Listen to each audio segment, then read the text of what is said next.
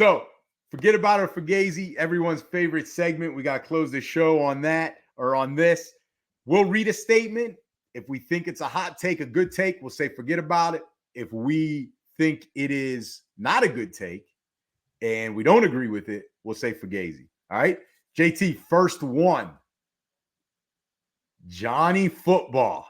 Johnny Manziel's Heisman boycott will force the NCAA to return Reggie Bush's Heisman. Now, what we mean by his boycott is he came out and said, until they give Reggie back his Heisman, he will not be going to those Heisman events, the presentation and all, standing up there on stage. So, do you agree that his boycott will force the NCAA to return Reggie Bush's Heisman?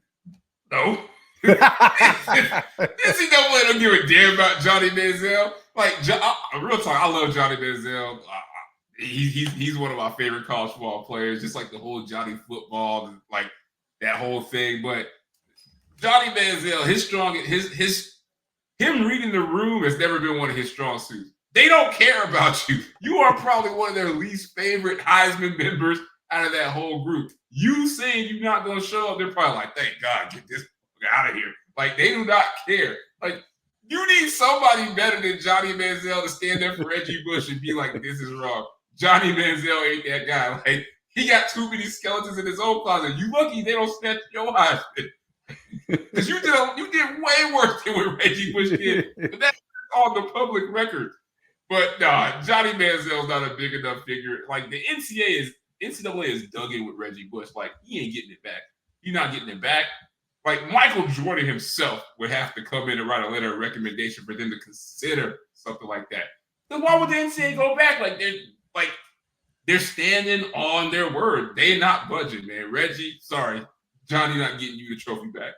Yeah, it's Fugazi. You said it. The Heisman doesn't care that Manziel's doing this. The downtown, what is it? The downtown athletic club in New York City. They don't care about Manziel not being there. They're like, oh, Johnny not coming? Let's drink. Cool. I would not care. Oh man, that's messed up. I will say this though: if the trophy ever does go back to Reggie Bush, it's going to be more to do with like the NIL and the way college football progresses and changes in terms of maybe some sort of pay-for-play structure, where then they look back and say, you know what? While, yes, at the time it was illegal to do that per the NCAA rules, now it is not. Let's bring him back. He's one of the legends of all time, and maybe they'll welcome him back. All right. Sorry, Reggie, you ain't getting it back. Next one. We hope Kelce. We hope he does. Jason Kelce, Taylor Swift's brother-in-law, just retired. Jason Kelce future brother-in-law. Jason Kelce is a top 10 all-time NFL offensive lineman. Forget about it or Fugazi. I mean, listen, Jason Kelce, really good player, a great player, helped the Eagles win a Super Bowl, but it's Fugazi. Listen, you know how many great offensive linemen I just bragged about played for the Steelers. I just bragged about them in the combine, and you know how many great offensive linemen there have been in the history of the NFL. Like, he isn't even the best center of all time. And I also wrote this down what you just said. The Steelers, JT. If he was in the Steelers organization, he wouldn't even be a top 3 center. You got Mike Webster, Dermontti Dawson, and Pouncey. I'm not putting Kelce over those 3 guys. Are you putting somebody like? Are you putting him over somebody like Alan Faneca? No. Like, you just named 5 guys right there. That's half the list. It's Fugazi, man. You just forget about how many great offensive linemen have played like in this league. And there's no shot at Jason. I mean, you talking what, 7-time Pro Bowl, 6-time All-Pro, Super Bowl champ? Like he is him. He's gonna be a first ballot Hall of Famer. He's a legend. He is legit. He is on any all-decade team that he played on, he's going to be on that list. Yeah, but like he's a legend in his own right. And you just said it, like he'd probably be one of the top linemen of the decade. So it's not a knock on him. It's just that, you forget about offensive linemen. Because I think offensive linemen that are on winning teams get more pub, but you forget, like, for every guy like a Jason Kelce, there's a guy like a Joe Thomas that, like, or an Anthony Munoz. We forget about those guys because they didn't win anything, but like, right. You putting them over Orlando Pace, Jonathan Ogden, like I feel like the top 25 has a log jam that is like impenetrable. Like it would be hard to put him in the top 30. But I mean, you got guys like Larry Allen. Yeah. I mean, and then you go back even further.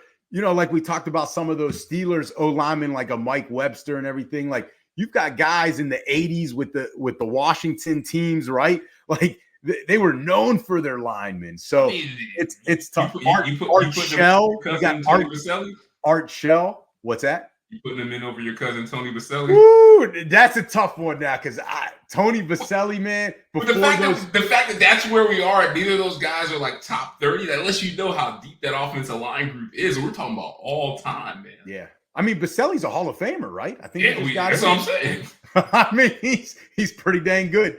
All right, let's go to basketball. Bronny James is not an NBA player.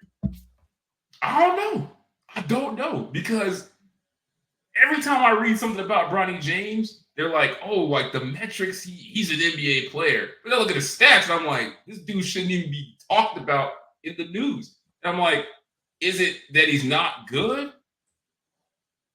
Because if he was good, why would USC not be playing him more? Like, that makes no sense. The objective is to win. Like, if LeBron's son is good, I'm playing him. So I'm going to have to say that it's forget about it. He must not be an NBA player because, like, I'm not seeing it. He's not getting the playing time, and he's not doing enough to where, like, he's not a first-round pick. So I'm saying he's not an NBA player right now. Well, I'm going to go Fugazi. I think that's a little harsh. I mean, come on. First, you got to look at the circumstances around it that, okay, yes, would we even be talking about if it wasn't LeBron James's son? Maybe not at this point. No, we wouldn't. But that doesn't mean he's not an NBA caliber type player. Like he still is or still can be. I mean, you got to think about this, JT. He went through a life-altering, a life-scarce situation with the cardiac arrest. Like sometimes that is a mental hurdle to get over. And just to be back on the court, that is a great feat upon itself. And then he's still only a freshman, right? I mean, come on, he's still getting. We talk about basketball here. This ain't football. Freshman, but in basketball, freshman, we know. But what I mean freshman is, year, we know. Keep it real. Freshman year, we know. But what I mean is, in freshman, in terms of he's really only now becoming a freshman because he missed, I'm sure, a lot of those summer workouts after the cardiac arrest. So he didn't even get all of that camp that a lot of true freshmen get coming in. So I would say pump the brakes here. We talked about it, like a year ago this time, where we said he might be a top 10 pick because his defense is still there. And we're going to talk about it here on the next one, and it's a good lead-in for you. We're seeing a lack of defense in the NBA. Bronny James might look pretty dang good on that court right now in the NBA. And they ain't playing defensive players. So that's perfect. Next one. Lack of effort is killing the game of basketball. No, this is Fugazi too. Listen, you and I watch a lot of NBA, probably more than the college game, right? We watch a lot of NBA. To me, those guys put their body on the line every night. I mean, they're going up for layups, and yeah, okay, maybe it's not the 1980s where they're, knocking your head off, but people think in the 80s, no one made a layup. No one ever had a dunk. They didn't even see why everybody was just shooting jump shots so they died. No, yeah, right. Or they're going to the hoop and they get thrown into the third row. Like that wasn't happening. That was only Detroit and then in the playoffs with Boston and LA. Like that wasn't happening not every team had a Rick Mahorn or a Kevin McHale or a Kurt Rambis. Like this is ridiculous. Guys put their body on the line every night. I saw a guy the other night take a charge and they called it blocking. I couldn't believe it. Like the game, just like in the NFL, JT, it's become an offensive league. And some people have to understand that, but it doesn't mean the effort isn't there. In the last point is sometimes the effort is there. It's just you can't stay in front of a Giannis. Just like we talk about in football. Guys are bigger, stronger, faster than before. That's not a knock against other, former basketball players or former football players. It's just that's the fact. Ray Lewis at middle linebacker was not the same size in the 1970s of middle linebackers in the NFL. So when you've got a Giannis coming down your lane, that wasn't seen back in the 80s or 70s unless it was Magic Johnson. So again, pump the brakes on this lack of effort. These guys are going out there every night and giving it their all. Sometimes you just can't stay in front of the guy because Giannis is one of the best players in the world. I disagree with you. I think lack of effort is God. No. It's not just the NBA. No. I think it's across the board. It started with AAU. And you see it. You know how lack of effort is killing basketball, because where it started is championships and winning is now not important. It's off the table. It's more about, all right, I want to hoop, have fun, get my money. Like, that is the only way you see a situation like the Charlotte Hornets, where like they like the last place team in the league and everybody's on the bench having a good time. You know why? All that money's guaranteed. They get in the hoop, get paid. Otherwise, they'd be hooping at LA Fitness for free. And that's what's more important, because you know why? Michael Jordan and his fans have killed it. Like, it is nobody can be the GOAT. Nobody can win 6 championships. And if you win 6, you got to win in a specific way. So, like, the ceiling, nobody can break through the ceiling in basketball. So why the hell am I working hard for? I'm just going to hoop as best I can and make all the money I can, because I know I can never be the best. Like, nobody cares about that shit anymore. Like, think about this. LeBron James, we'll never see this in our lifetime. He can't even be considered the best. Like, Michael Jordan is the reason why there's a lack of effort in the game of basketball, because there is no chance to be a GOAT. At least in football, you can catch Brady, and if you catch him, like, you're the GOAT. Jordan is like, I got to catch him running a 4-3. Like, it's that. I think that, and just the culture of basketball, they get paid way younger now. They're exposed to money. I just think that's more important. Guys want to have a good time, be in a good headspace, and just make good money. And there's nothing wrong with that. And I think that doesn't incentivize guys to give full effort 100% of the time. I don't agree with you. I don't quite agree with you there. Not to tell say me I'm wrong. You bring up some good points, but this is why I tell you you're wrong. 2 things. You're talking like the generation before the 90s, where once the 90s came in and they said, that would have never happened in our day, and this and that. No, and so you're sounding now like the people that would tell us. I'm saying this. You can tell the effort in basketball is an issue. Couple things. One, the regular season in basketball both in college and the pros has not mattered for like a decade. That's not true. It really it hasn't. And that's why that's why you don't watch college basketball. We do. That's why people don't watch it until March Madness. And that's why people don't care about the NBA regular season, because it does not matter, because there's no effort. We can't even get the dudes to play in the All-Star game. Even that has turned into no effort. Like, I'm telling you, it is affecting the game. I'm not saying it's killing it, but it is affecting the game. Like, effort is just not it. Like I know you're an effort guy. You want to play a lot of defense and get up in guys' faces. That shit doesn't matter anymore. It does not.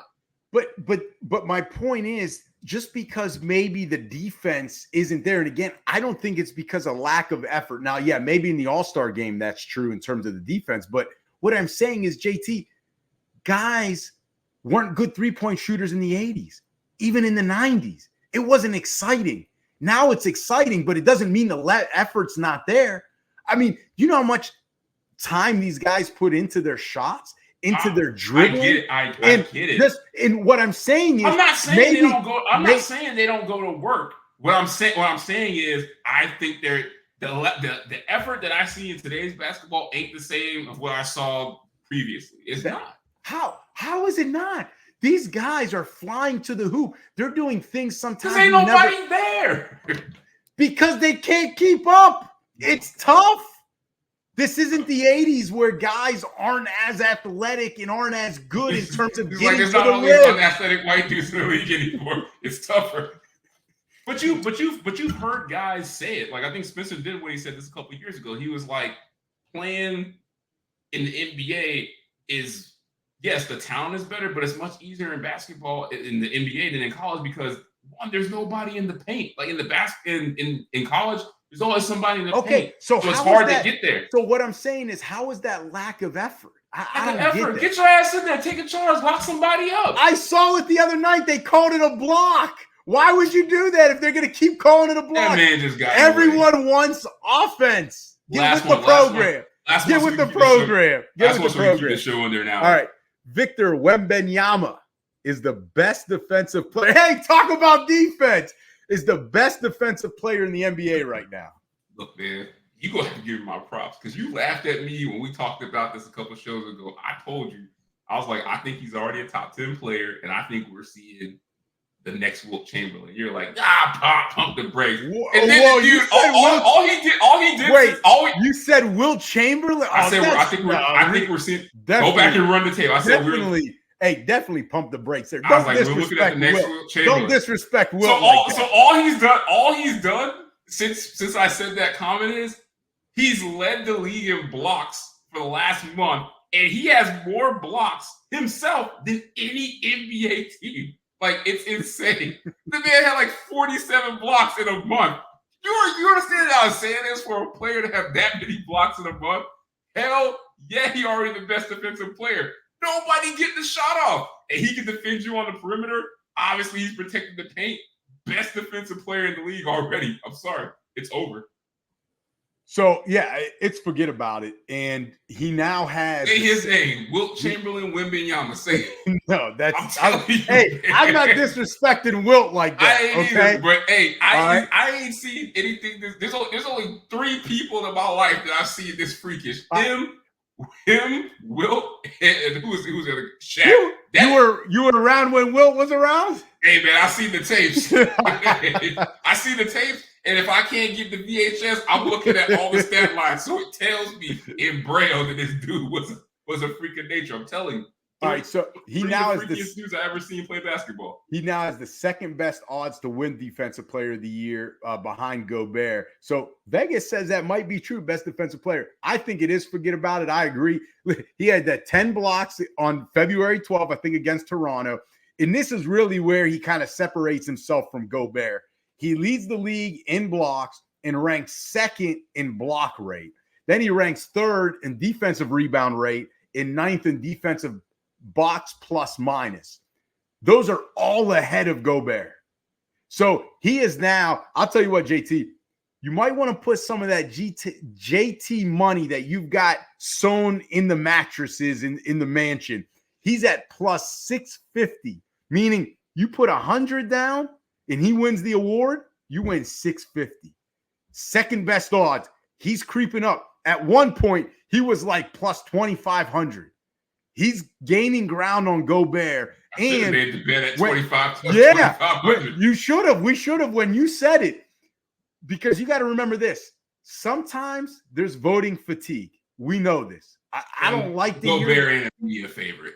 I don't like to hear that because I think if a guy has won it 5 years in a row, but he's the best one in the 6th year, he should win it again. The problem is you've got this shiny new car, Victor Wembanyama. It's shiny. And you got Gobert. Maybe there's some voting fatigue. Get that JT money in the mattresses. Get it out. Get it out. I told you, man. Go to the local Hard Rock.